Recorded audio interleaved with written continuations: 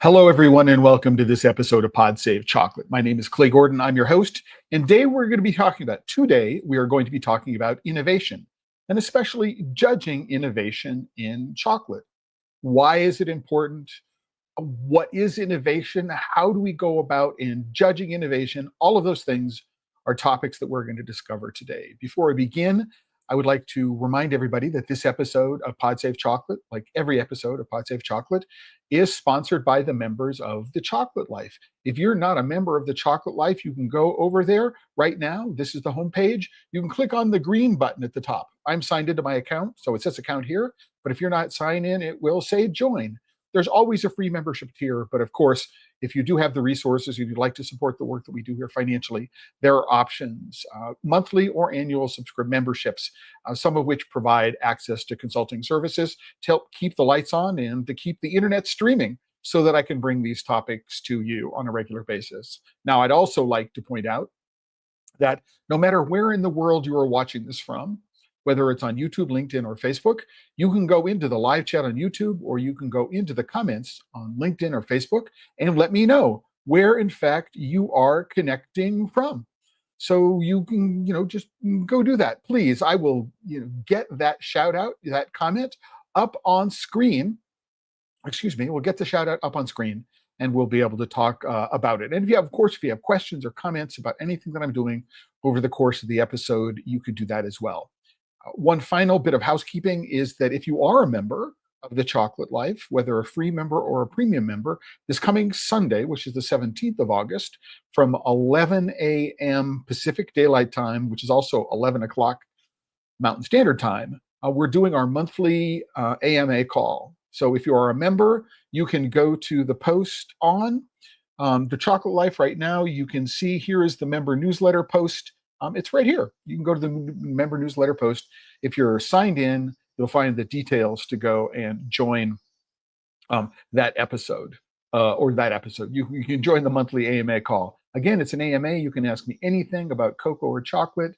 It can be a business question for your business, equipment question, something you might, you're just exploring. It doesn't really matter what it is. You just join the call and I'll be happy to sit down and talk with you over the course of the hour. There's no charge. It's open to any member, free member or premium member, to join. And sometimes it's just me and one other person, and sometimes there are 3 or 4 people, and we can have an interesting conversation that we're going to share among everybody. So for every episode of Pod Save Chocolate, what I do is I create a post. And here is the post for today's episode. Right. And among other things, it provides, historical links. If you want to go back and watch this later or listen to it later, you can find the links to it here. But it also provides a run of show. So this is the outline. I don't do a script, but this is the outline for the episode. And there are links to resources that will be mentioned. So you don't have to struggle to find the URLs during the course of the episode. All the links are on the post. And if we do bring up something during the course of the episode that's not on the page, I will go add the links after the fact. So with all that out of the way, just a quick shot is that the concept of innovation, right? What does it mean to be innovative, right? Is something that I've thought about almost from the beginning of my career as a chocolate critic. I mean, chocolate as we know it today is a product of the Industrial Revolution. It is, based in, sourcing and other practices which go back to like the 1700s, if not before, right? And so what we're dealing with today is this long historical tradition. Now, at some point in the Industrial Revolution, the chocolate that predated, the kind of chocolate, handmade chocolate that predated the Industrial Revolution basically disappeared. And everything became, or almost everything became, large scale and industrial. And it wasn't until the 1990s, as a matter of fact, that companies like Scharfenberger said, what if we go back to think about chocolate in more historical ways? And with the introduction of small melangers, what we do is we find that we're not really innovating in a sense, and we're not creating something which is new. What we're doing is we're going and revisiting historical forms of chocolate making. How did we make chocolate before the Industrial Revolution? Right? We would have, used small stone grinders, and melangers are examples of motor-driven stone grinders, right? But prior to that time, it would have been hand-driven before the arrival of the windmill and the watermill and things like that. So what does it mean to be innovative? And we've had a number of different episodes of Pod Save Chocolate and the Chocolate Life Live. Here are links to two of them about the nature of innovation and innovation and trends and awards. For example, if you were to do the most innovative new product at a big confectionery show, it's a new flavor of gummy, or it is a product line extension of something that already exists. And so innovation in the industrial context has a very, very different connotation than what I might think of as innovation, or that you might think of as innovation. And it turns out that judging innovation is really a challenge. And if you take a look at historically the International Chocolate Awards, the Academy of Chocolate Awards, the Good Food Awards, for the most part, they don't reward innovation. There is no innovation category in any of those awards programs. Because if you've got hundreds and hundreds and hundreds of entries, and you have a distributed judging panel, post-COVID, you've got a distributed judging panel, then getting together and deciding what counts as innovative and how you would organize innovative becomes a real challenge. If I am putting together the judging guidelines, how do I guide my judges around the concept of what innovation is? Now, I'm really fortunate that working with Dustin Cornett at the Craft Chocolate Challenge and sponsored by Cocoa Supply, Lila Carvajal, and Cocoa Supply here in the US and in Canada and Australia and in Europe, we all got together and said, listen, what we want to do, what I recognized after being a judge for 2 years in the Craft Chocolate Challenge, was that there are products that I thought really deserved to be recognized. But because of the way the judging rubric was set up, there was no really easy way to recognize things which were really good attempts or really nice ideas, or a really solid foundation. Somebody had really thought outside the box and was doing something new and interesting and different. But it didn't score well enough, given the traditional scoring rubric, to actually be given an award. And so I spoke with Dustin about that, and he agreed. And then we approached Cocoa Supply, and they agreed to sponsor this new innovation awards category. And it's been a lot of fun to be able to do. Oh, hey, quick shout out to Mike King from Encore Coffee and Chocolate Company in Kansas City. Hey, Mike, glad to see you here today. And what's the most innovative bit of chocolate that you think you've made?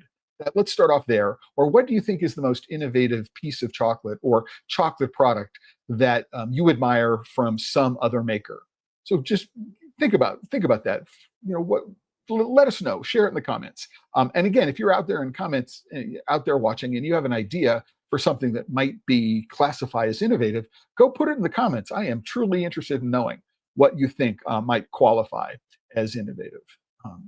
But it is a real challenge to decide, what does it mean to be innovative, right?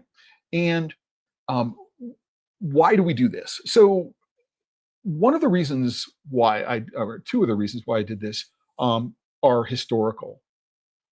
And the one that I want to focus on most closely is around the Good Food Awards. So I was a judge. I was on the panel that created the guidelines for what constituted good in both the chocolate and the confectionery categories at the Good Food Awards. I never judged the chocolate category at the Good Food Awards. I've never been a judge at the Academy of Chocolate Awards, or I've been a judge at the International Chocolate Awards on a number of different occasions.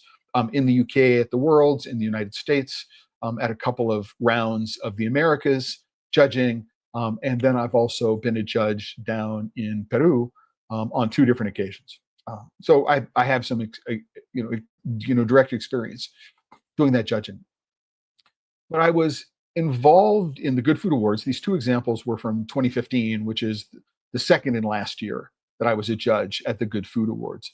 And what happened was, in the morning round, is that we had a number of different tables. There were judges at tables, and we had flights of confections, right, to judge. And in one of the flights, I was sitting down with the judges. I was the head of the table, and so I was responsible for putting together, how we at that table were going to judge things, which was really interesting. There was no established overall judging criteria that we had to follow in the confections round, in the confections category, which was different from the chocolate category. They had a very, very, very, very specific judging rubric that they needed to follow. But in confections at the time, we didn't. And so every table essentially got to approach the topic in a slightly different way. Now, that may sound like chaos, but it turns out that what makes it interesting is that essentially it becomes a consensus approach. So it's not necessarily, here's a confection and I'm going to give this aspect of it a 3 and that aspect of on a scale of 1 to 5, and this a 2 and this is 7, and we're going to figure out what the weighting is, and we're going to come up with a score, and then we're going to order the scores, right? We each group of us at the table got to sit down and decide how we were going to decide which of the pieces from the flight. So I think there was a maximum of 3 pieces for a flight that would go from the morning judges to the afternoon judging, and we had to decide which 3 we're going to do that.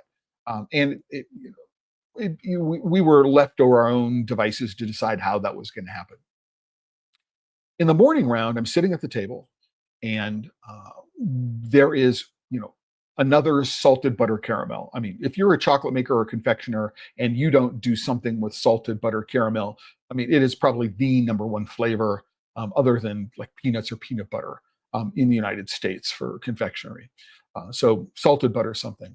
But somebody had put together, I wrote down nougat, but I'm now misremembering. I'm now remembering that it was marzipan. Somebody had done a saffron flavored marzipan. And I was looking at that, I'm going, marzipan. I mean, it's typically very sweet, but when it's done really well, I mean, it's an amazing product. And saffron and marzipan, oh my gosh, that's just such an interesting combination. And we're sitting down at the table, and we're having the conversation of, do we want to award or advance to the next round of judging, the afternoon round of judging, another salted butter caramel, no matter how interesting or how well crafted it was, right? It was salted butter, caramel, and chocolate. Do we want to recognize that, or this saffron marzipan, which, I mean, I remember just being completely and totally intrigued by it. Number 1, it was marzipan and it was saffron, and I had never seen that combination before, and it wasn't too sweet, as I recall. And there's this interesting vegetal bitterness which comes through, and sometimes in saffron, and as well as the aroma, I was completely and totally captivated. But I couldn't convince the other people at my table in the morning round that, because some of them just didn't like saffron, right? So it came down to this personal preference thing of not liking saffron, and really wasn't a question of whether it was, are we going to reward innovation or not, right? As opposed to salted butter caramel. So I don't remember if the salted butter caramel that we were comparing went through as well through the afternoon round. But I do know that the saffron marzipan did not go through, sadly. But in the afternoon judging round, we had a very, very similar kind of situation. And this is where I'm going to get into the tasting. And again, we had, a flight of 8 or 9 different chocolates, or confections. And the question was, which of them are we going to go through and recommend that should be among the finalists? Right? So the people who are going to win the awards. And there was, again, another salted butter caramel that was being considered. Excuse me. And then something that I thought was absolutely amazing, which was a chocolate covered raw honeycomb, not honeycomb candy, right? But actual physical honeycomb. Now, I don't recall who made it, but I remember picking up this piece of chocolate covered honeycomb and putting it in my mouth and saying, I had never seen, tasted, or heard of or tasted anything like this ever before. And the texture was amazing. Sweet because it's honey, right? But again, here's somebody who'd taken a product, honeycomb, which is difficult to work with, and put chocolate around it, right? And the moisture in the honey is going to make it difficult for the chocolate. There are lots of reasons why it shouldn't work, but it was amazing. And unfortunately, we didn't get to vote on whether or not it should go through, right, to the top three from the table, because somebody at the table says, well, how is honey sustainable? How is honey good, right?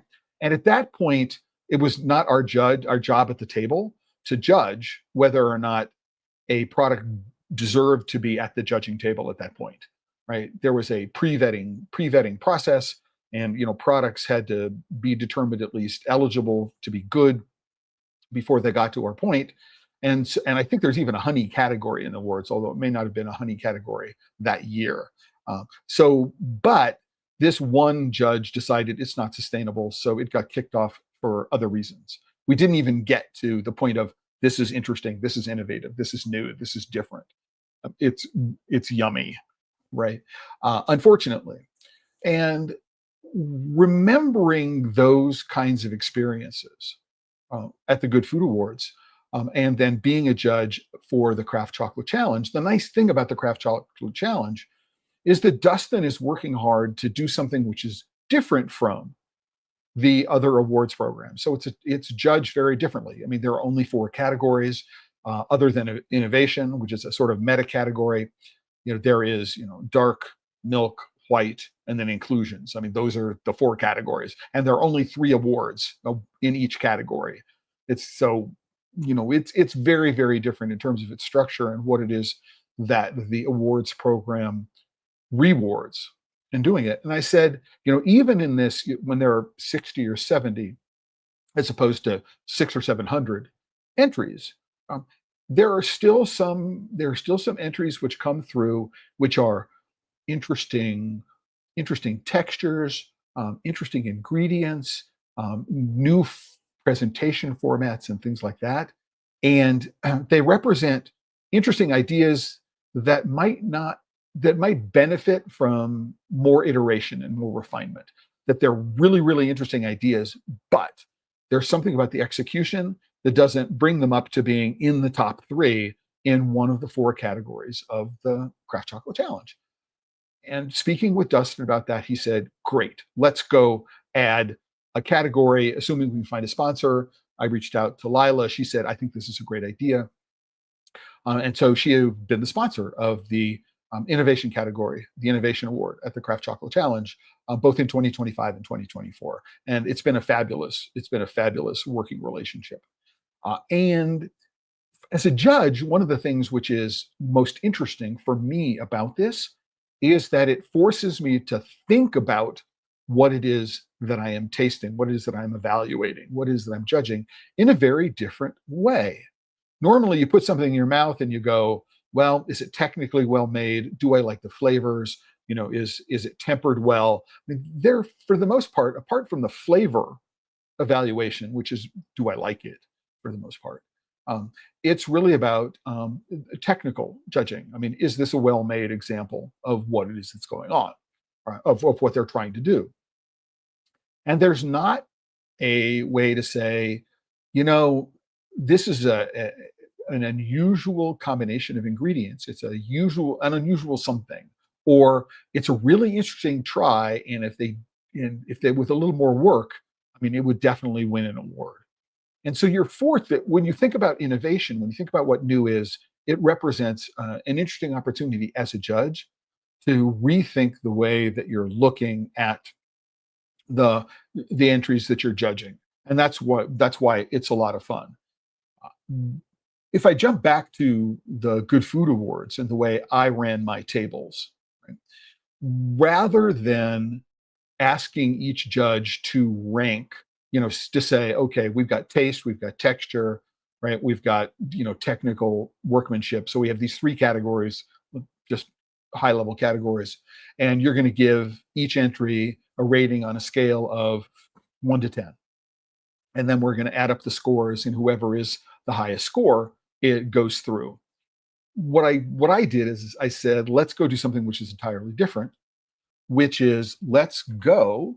Oh, by the way, let's do this before we do that. Oh, no, let me finish this explanation. What I'm going to ask everybody to do is, given what's on the tasting plate in front of us, each one of you, please rank order. This is my favorite. This is my second favorite. And this is my third favorite. And this is my fourth favorite. I think we went, even though we only needed to pass through 3, I think we went down to 5. So of the 8 or 9 different things that are on the table in front of us, rank order, right? Rank order 1, 2, 3, 4, 5, what it is that you thought that you wanted to go through to the next round. And then what we did is we counted the number of entries that received the first spot. If one entry received, let's say there are 5 judges, if one entry received 5 first place votes, that obviously put them at the top. But if another one got 3 first place points, 3 first place votes, and 2 second place votes, so we went through and we did that. We did that sort of consensus, and it turns out it's an easy way to judge. It doesn't involve a whole lot of math in order to make it happen, and we got to consensus relatively quickly. The first place getter was pretty much universally agreed among all of the judges. For the most part, the second place was down to 1 or 2 at most. And then if we had to go to the third place, there was, maybe, 2 or 3, right, different opinions for the third place that we were going to pass through to the next round. And thinking about it that way, and then engaging, this is where we say we've got 2 different finalists. Let's say we're looking at the number 3, which we're going to put through, right? And we have this one and this one, sort of like the marzipan and the salted butter caramel. Now we can have the conversation about, do we have other salted butter caramels which we're elevating, or are there other aspects of this that we might consider in terms of putting it through? And the judging process became more interactive, and people had a chance to weigh in and explain why it is that they thought the way that they did, which for me was fascinating. It's a whole lot more fun than, I rated this a 7 and that's my answer. And when you get it down, it's like, that's the answer. And this is where the math gets really interesting when you look at for something about the International Chocolate Awards, for example. You might see a 96.37, and the 0.37 is artifact of averaging the scores from many people, right? But you might find that the next one is 0.36 or 0.35, and is that 200ths really a difference, right? And so when you start looking at the math, if you do something which is straight math driven, you often find yourself needing to go to 2 or 3 decimal points in order to break ties, right? And then, so it's a real challenge to do this. I mean, the people who organize their awards, are free to do whatever it is they want to do and however it is they want to do that makes sense. But for me, particularly when it came to judging innovation, it didn't make sense, because what I needed to do was create a rubric about what it meant to be innovative, and then to create judging scales and weighting scales, numerical and weighting scales, to figure it out. And that was a challenge. So that's the approach that we took for the Craft Chocolate Challenge. So when the judges are looking at one of the 4 categories, milk, dark, white, and inclusions, right, there is in fact a judging rubric which looks for numbers on a scale of 1 to X. Give this thing a numerical score. Most of the judging is around feedback to the entrants, but there are one or two categories of judging which you add the numbers together and they add up to the score that is going to determine who the winners are. But when we did the Innovation Awards, we adopted a form of, well, not the form, we adopted the approach that I had been using for the Good Food Awards, which was that looking at all of the entrants that you've judged, 50, 60, however many there are, right? Think about them in terms of new flavors, new textures, something that's different from what you've always done, we've always thought of, and then recommend 3. Don't rank order them. We don't want this is most innovative, this is second innovative, this is third innovative. We didn't do that, right? But just give 3 and then give us a sentence or 2 as to why you think this is innovative, right? What is it about this that is innovative? And then there was this consensus, the product, the entry that had the most awards for being innovative, first place awards, was voted in. And actually it's the top 3 because it was at rank order. There was no gold, silver, bronze in the innovation category. There are just the 3 awards, right, as being innovative. There's no one is more innovative than the next. I mean, flavor is a little less controversial, I think, when it comes to rank ordering that way, but certainly innovation is different. And so that's how I think about what it means to be innovative. So what does it mean to be innovative? I mean, innovate is to do something new, to do something different, right? I'm not a big fan of the idea of thinking outside the box, which is, there's the Deepak Chopra version of that is it's not enough to think about outside the box. You need to throw away the box, right? And then there's my corollary to that, which is not enough to throw the box away. You have to forget what boxes are. So just completely reevaluate all of your assumptions. And that's where we're going to come back to this product, right? Which is honeymoon raw covered honeycomb, chocolate covered raw honeycomb. This was, I forget precisely why I ran across this. Oh no, it was in the Good Food Awards. That's why it's Good Food Awards. So I was glad to see that, after many years, this was awarded, right? The chocolate covered honeycomb won an award, although I don't think it was Honeymoon that produced the entry in 2015, that I didn't do it. So I asked them to send me some, right? And I would do it as a tasting. It didn't arrive in time for the large tasting, but I thought I might just do it. And it is, as I remember, it is dark chocolate, it is honeycomb. I mean, right? This is, and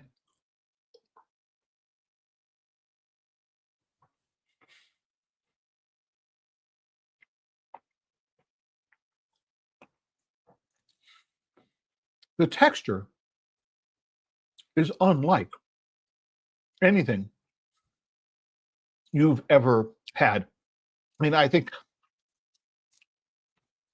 perhaps maybe the closest thing to it is those syrup-filled little bottles you get as a kid. They're wax bottles, and you bite them, and then you suck out the syrupy liquid, and then you chew on the wax when you get done, even though you're not supposed to eat that wax. This is obviously edible. The honey is from Bulgaria. The cacao is from Belize. It is sweet and it is chewy. The dark chocolate cuts through some of the sweetness, although it is like eating honey. It is a wonderful, wonderful product. If you've never had chocolate covered raw honeycomb, I suggest that I'll put a link to honeymoon chocolate on the website. And I'm also really fascinated by the box, right? So it's a clamshell box. It's made from compressed paper. There is just one label on it, so it wraps around the entire thing. Little hole in it. This is completely recyclable and compostable, I would imagine, and reusable in some respects, which is what they recommend. So it's an unusual bit of packaging. This is the package. It's an unusual product. I'm not going to eat another full half piece, but I'm going to see if I can get anything which is meaningful in terms of the cross section here. Hard to tell. And it's just remarkably good. It's really quite lovely. And what I remember, and as I say, I'm happy to close the loop here, because a product like this back in 2015 was one that I was really excited about, and really unhappy that it didn't get through the judging on a technicality, which I don't understand. But in any event, that's that. So why do we want to judge innovation? I think this is, maybe it's not something that many people think about or spend much time thinking about, but why would you want to judge innovation? Right.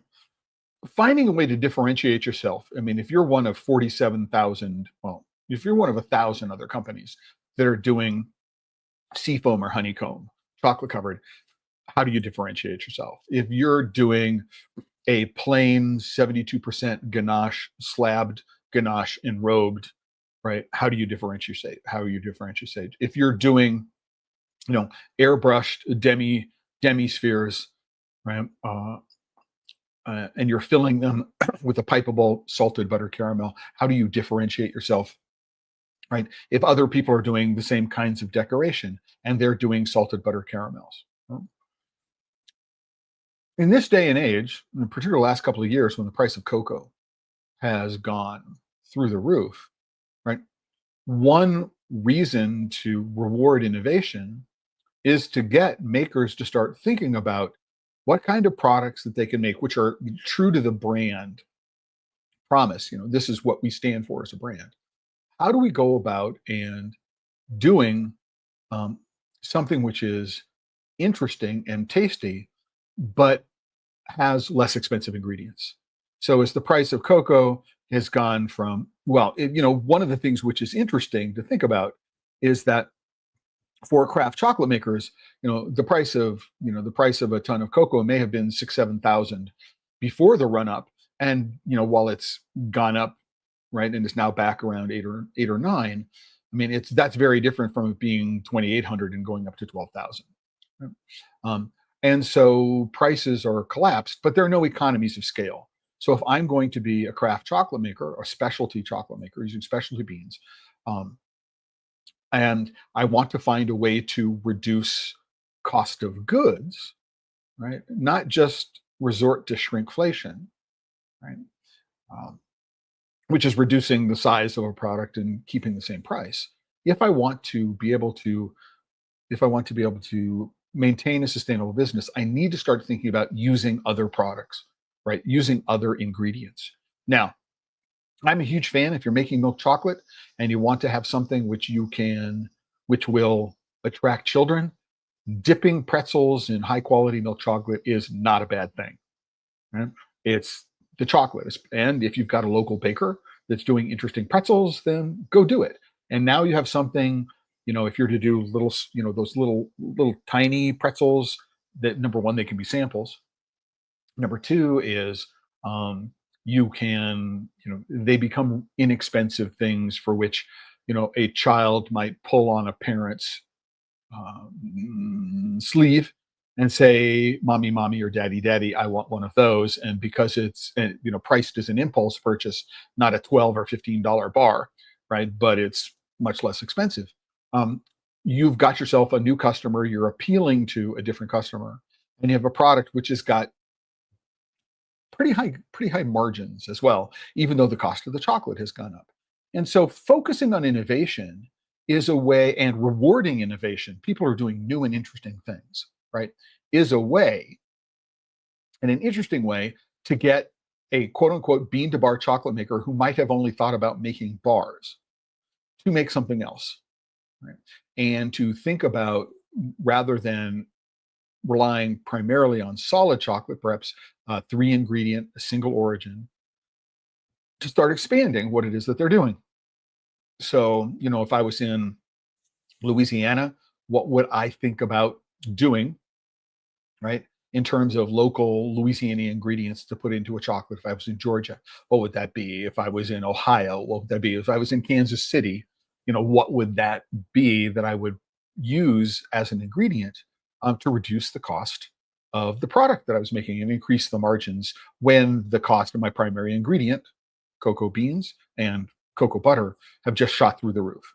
And that's, I think, one of the primary reasons why we want to explicitly reward innovation, right? Is to find a place where chocolate makers and confectioners are taking risks. They're doing something that is different, right? And it's not necessarily something that is going to fit within the established rubric of the judging that is being done. I mean, you can go to the International Chocolate Awards website, you can download the judging rubric, and you're going to say, within that context, how would I reward innovation? And it's challenging. And the same thing is true of the Academy of Chocolate. It's really, really hard to do, right? And so I think it's really, really important.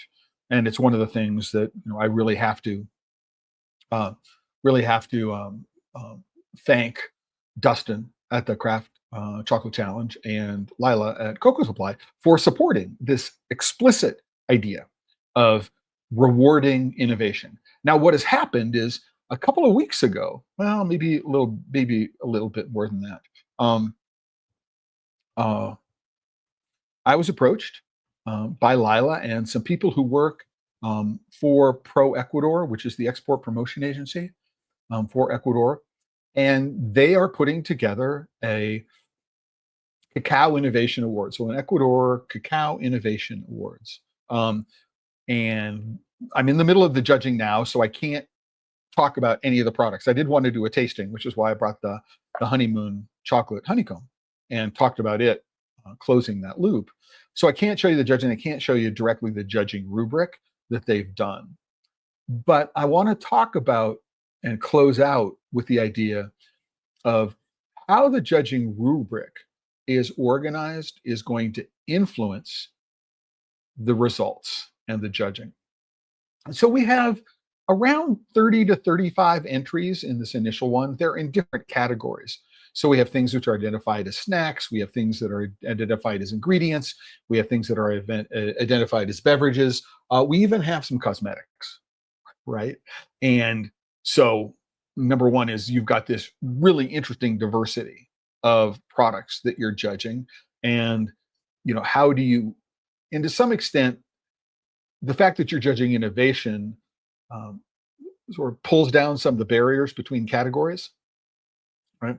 But it's the judging rubric itself, which is a challenge. So in the Ecuadorian Awards, let me get this a little bit bigger so if people can read it a little bit more easily, I think. There we go. All right. So within the Ecuadorian Cacao Innovation Awards, and the results are going to be announced at the Salon du Chocolat in Paris at the end of October. So there we go. All right.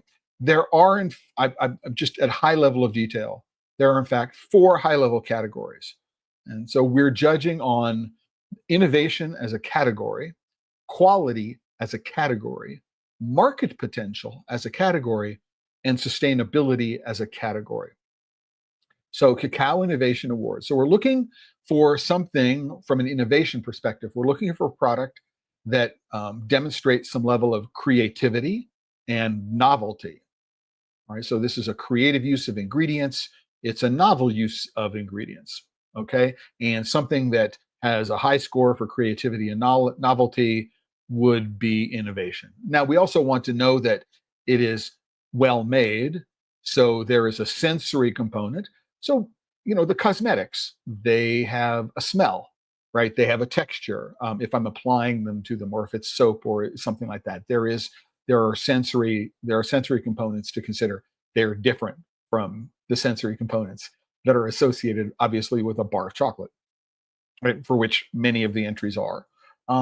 Craftsmanship, is it well made? So how do we determine if a cream is well made as opposed to, for example, a bar of soap, as opposed to a bar of chocolate? I mean, as a judge, we're just said, score this on from 1 to 10 or 1 to 5 or 1 to 20, whatever the number is. It's like, just, hey, judge, you figure this out, right, based on where you're coming from. So it's interesting. And then quality from the sense of packaging, right? And so, yeah, I mean, okay. And we've got market potential, um, which is, is this something that, the consumer is going to understand? Is it easy to make and is it easy to ship? That's logistics. And readiness is, does the product need to be modified in order to be able to meet a market outside of Ecuador? So that's, that has not little to do with innovation, right? Right. What this is, is the product in its current state something that is export ready? And part of that export readiness may be in the packaging, right? Part of it may be, this is something which requires a cold chain or is more delicate, or it has a packaging which is more fragile than something else. So there are all sorts of things that go into this, logistics and readiness, which are different from the notion of, is this a product that, in this particular case, a European consumer will understand? But for me, it's, just, I understand why the Export Promotion Agency, right, for Ecuador, Pro Ecuador, is asking these questions, right, in this particular context, because it's going to be important to our, an investment in marketing dollars and bringing and getting the product ready for export and sending it overseas. I mean, I work with a guy who imports a lot of, specialty foods from Europe. And, one of the things he's always telling me is, okay, what is new and different and special about this product, right, that makes it worth putting on a boat and shipping it a couple thousand miles, right, to a foreign country? And you got to ask that question. And so I have to, I have to go and chat. Well, not have to go and chat. I have to go thank the people at Pro Ecuador for doing that, for putting this market potential in there. But I got to tell you, it is challenging, right, to understand this. Number one, because I'm an American, I'm in Arizona. How do I determine if the product is ready for export to Europe, if it would appeal to a European consumer? And I know enough from traveling around Europe that a French consumer is different from a Belgian consumer, is different from a Swiss consumer, right? And so what works in France might work in Italy, might not work someplace else. That's another issue. So, but what it does is it makes judging a brainer. You have to think really hard. I mean, with a bar of chocolate, you need to concentrate. You need to bring to the judging process all of your experience, right? To say, do I like the taste of this? Is it well made? But now all of a sudden we have these other categories, right, which require a whole different set of understanding and having a different set of experiences, which have nothing to do with whether the product is innovative or not, right? If we're going to define innovative as a combination of creativity and novelty, which, in my opinion, makes sense, the most sense, right? If you've got something which is creative and is a novelty, you also want it to be well made. You also want well made from the sense that it smells good, it tastes good, it feels good, right? In that respect, that it is well made technically, the craftsmanship aspect of it. I mean, is it presented in packaging, which makes the consumer at least want to approach the package and pick it up and take a look at what's inside? So it's attractive in that it makes sense given what the product is, right? But to what extent is the packaging innovative, right? So again, it's really, really challenging to do this. It's a lot of fun, right? Because I haven't thought about judging innovation in this way before. Now, I had nothing to do with the way this rubric was put together, right? Nothing at all with the way the rubric was put together. And the sample showed up one day and the rubric showed up in the email at the around the same time. And I'm trying to make sure that because it's 35 degrees here, that everything's not melting. And then I'm looking at this list of things that I need to consider, and I'm looking at the range of products, right, and going, this is going to be real challenging to put into under the same judging guidelines. And then we have this other thing over here on the right, which is about sustainability. Is it socially sustainable? Is it so? And this is about, is there anything in the packaging that indicates that the product is made using social sustainability guidelines, right, in mind? And the same thing is true of environment. Is there anything on the packaging that indicates that environmental sustainability is an aspect of what went into making it? Now, so what we have here is sort of the inverse of the judging rubric for the Craft Chocolate Challenge. For the Craft Chocolate Challenge, we have one or two primary judging rubrics or judging categories that says around the notion of taste and technical presentation. So, do we like the taste of it? Is it well made? Right? And the scores that are used to pick the winners are around those two concepts. But there are 3 or 4 other judging categories. What do we think of the packaging? Other kinds of aspects of the product, which are just around feedback, right?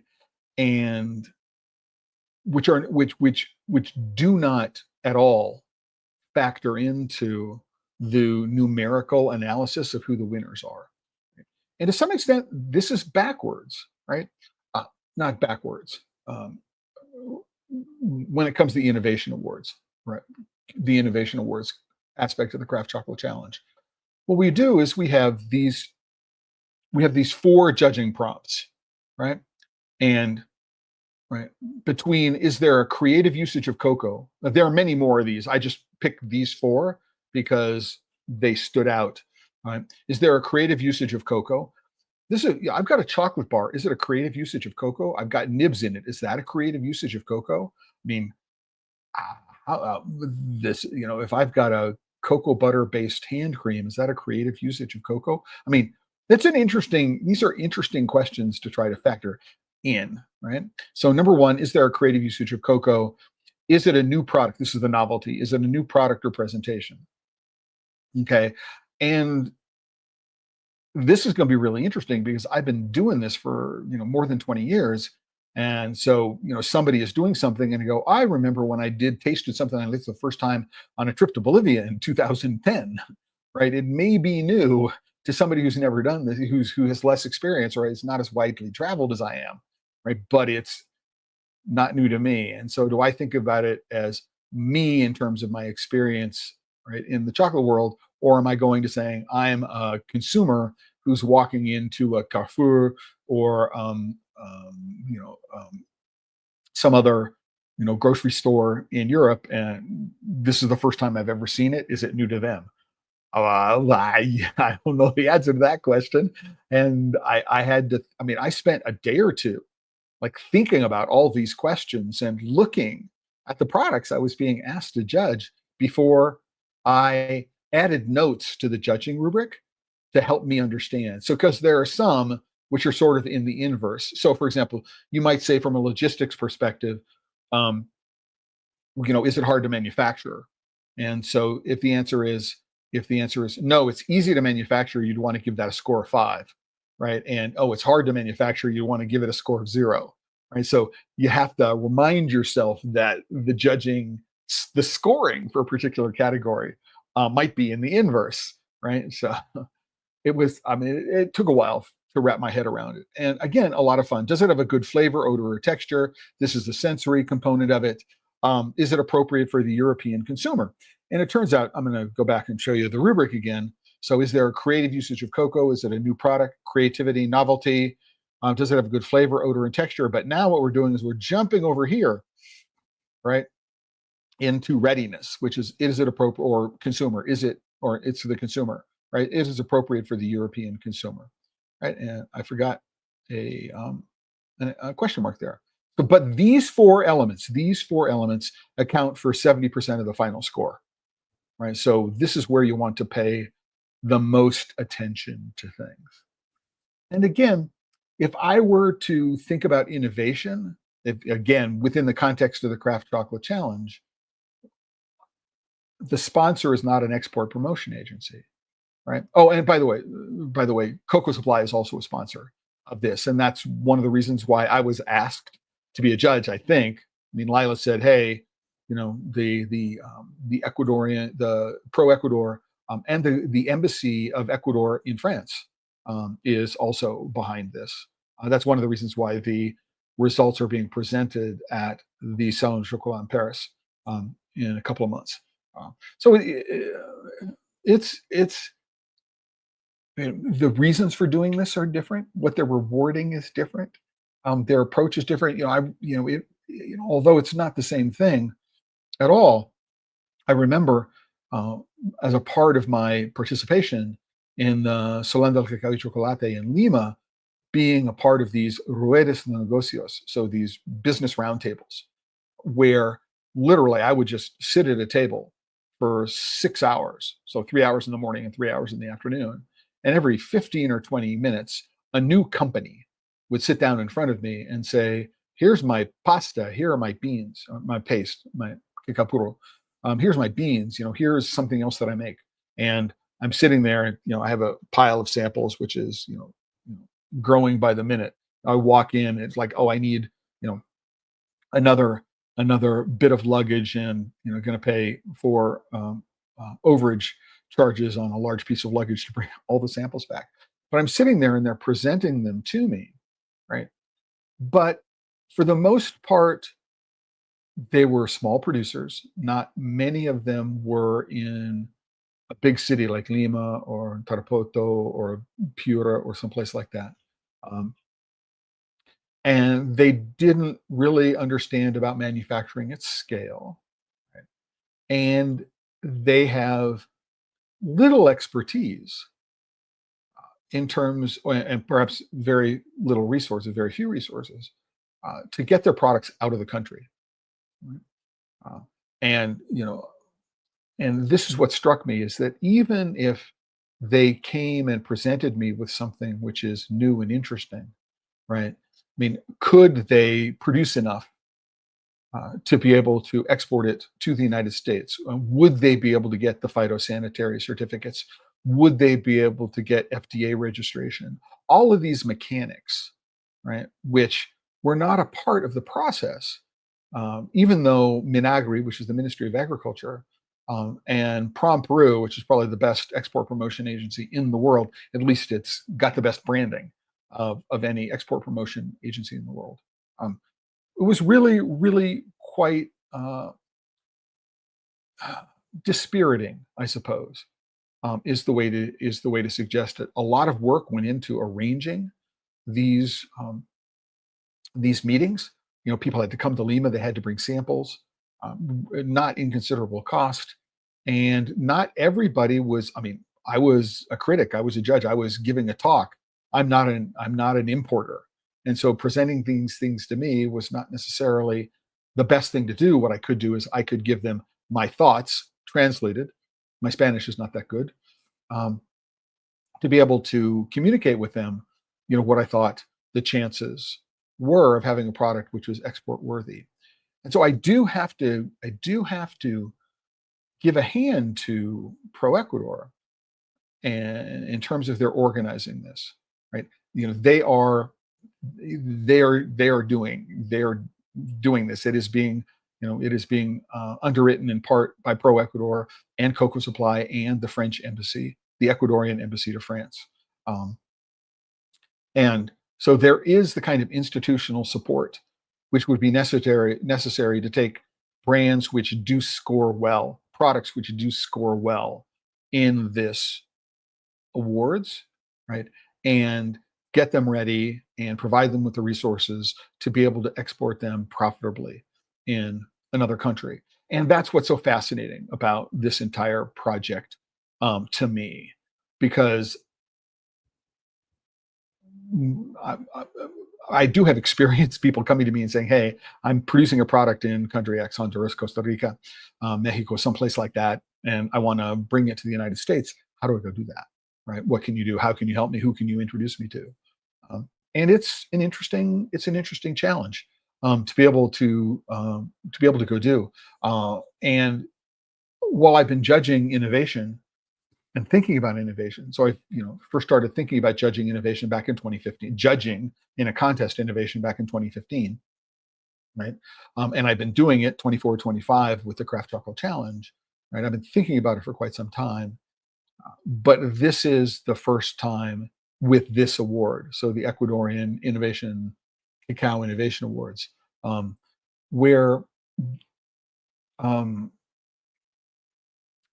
there's a different kind of rigor, I suppose, is the way to do it. And and now I need to go, and I'm thinking about this, and now I need to go back and think about the way I judged. I'm a little more than halfway through the judging. I was planning to finish it up this weekend. I need to go back and think about everything that I've already judged. Now that I've had a chance to talk about this for the hour, I'm going to need to go back and rethink some of the way I judge things, because in the process of doing this, it's given me a different understanding of how to approach handing out scores. So thanks everybody for letting me ramble here. We're at the end of the hour, pretty much. I do want to thank Cocoa Supply, Lila Carvajal, for being just a wonderful supporter of the idea of innovation in cocoa and chocolate. It's the relationship that I've had with her and with the company. Everybody I've met with the company. I had a chance in 2022. I was in YS in Guayaquil in October, November, and got a chance to visit their factory in Duran. It's been just really a pleasure to be involved. I don't know the people at Pro Ecuador. I would love to be in Paris for the announcement of the awards. I'm trying to figure out a way to go do that, get connected with the French embassy. There is now an Ecuadorian ambassador to the European Union for cocoa, Gustavo Maroon. I've known Gustavo for quite some time. I would like to be able to meet him again now that he is in this new role. I'm hoping maybe that there might be an opportunity to bring some of the winning products from Paris. Cocoa Supply is also a sponsor of the Midwest Craft Chocolate Festival. And so I'm wondering, it would be interesting to be able to have, to find out who the winners were and to be able to have a tasting during the Midwest Craft Chocolate Festival. Lots of things in mind. Thank you for allowing me to ramble. It's, the opportunity to hear things, to hear me talk about things, right? Not just write them down, is really important for me and to my process. And so thanks everybody. So this is the post for today's episode. You can go to TheChocolateLife.com right now. You can go click on this post on the homepage. So let's go back to the homepage, right? So here's the post on the homepage. Oh, and by the way, Cocoa Supply is now a guru member of The Chocolate Life. There's a link to them here on the homepage. So thank you very much for doing that. But here is the post for today's episode. The post for last Friday's episode is here. There is an archive up here, so you can go to the archives, and here are a list to previous episodes. I need to update it. I will do that today. But that's what you can do. Find out all of that kind of wonderful stuff. This episode of Pod Save Chocolate, like all episodes of Pod Save Chocolate, is sponsored by you, the members of The Chocolate Life. If you're not a member of The Chocolate Life, you can go to the homepage, click on the join button. Always a free level of membership. If you do have the financial resources to support what we're doing, you can subscribe at a level that includes consulting and coaching time as well at a good discount for Chocolate Life members. This coming Sunday, August the 17th, is the monthly AMA Ask Me Anything call, right? If you're a member, even a free member, you can read the member post, which is right here. You can read the member post, and there is a link to the Google Meet room, and you can join us on Sunday at 11 o'clock Pacific Daylight Time, and we can talk about whatever it is you like to talk about. Ask me anything about cocoa, or chocolate. And with that, I want to, again, just say thank you very much and close this episode, as I close all episodes, with saying, if you're working with chocolate and you're not having fun, you're doing it wrong. So until the next time, everybody, ciao.